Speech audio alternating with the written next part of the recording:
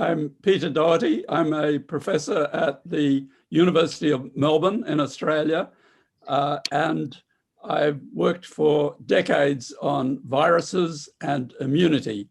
My colleague Rolf Zinckernagel and I were awarded the Nobel Prize in 1996 for our work on cellular immunity, which has been my specific interest since then. COVID-19 is an international catastrophe in many ways. It's causing enormous societal damage and enormous economic damage, more so in some countries than others. But I think we need to understand, this is a coronavirus, okay? Now, before the year 2000, there were 2 coronaviruses circulating in human populations. We'd known about them for a long time. They were in the group of viruses that causes seasonal respiratory infections, common colds, croup in little kids, and so forth. Now, and there are hundreds of viruses like that, but there were 2 coronaviruses in that mix.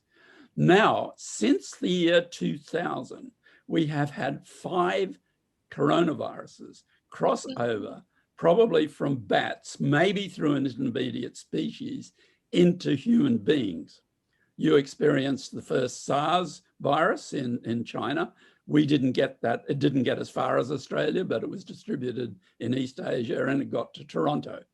And then we have the Middle Eastern respiratory syncytial virus, started in the Middle East. Probably someone got infected, a bat infected a dromedary camel, and maybe someone who races camels kissed the camel. They do kiss their camels, and contracted it.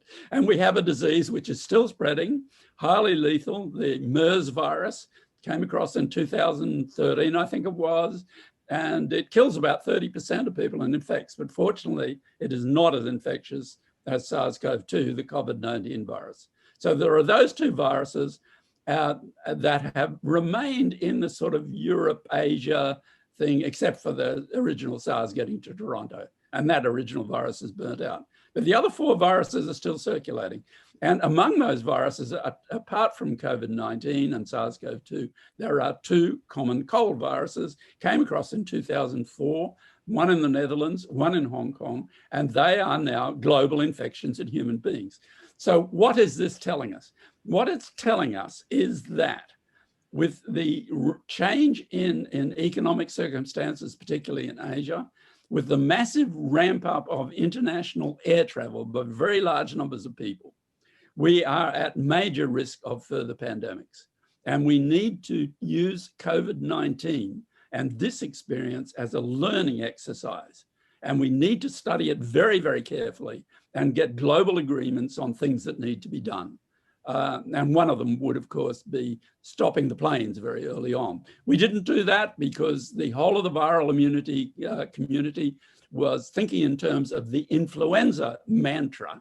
And that mantra, I've been involved in influenza research for years, is that you cannot stop a respiratory pathogen like flu by stopping the planes, but you can.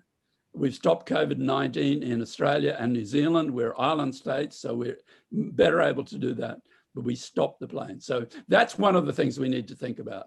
The other thing we need to think about is that vaccines and monoclonal antibodies and all these wonderful things that we develop with our technology, and it takes us about a year to do that. Not to make the product, we can make that very, very fast, but to test it, to make sure that it's safe. And that's why it's taken so long to get the vaccines out. But what we could have done is develop antiviral drugs, because we've got antiviral drugs that hit all influenza viruses. We've got antiviral drugs that hit all the AIDS-type retroviruses. We should have been making antiviral drugs that hit all the coronaviruses and the couple of other types of viruses that are out there, in bats particularly, that could cross over into us. So I think there are things we should do.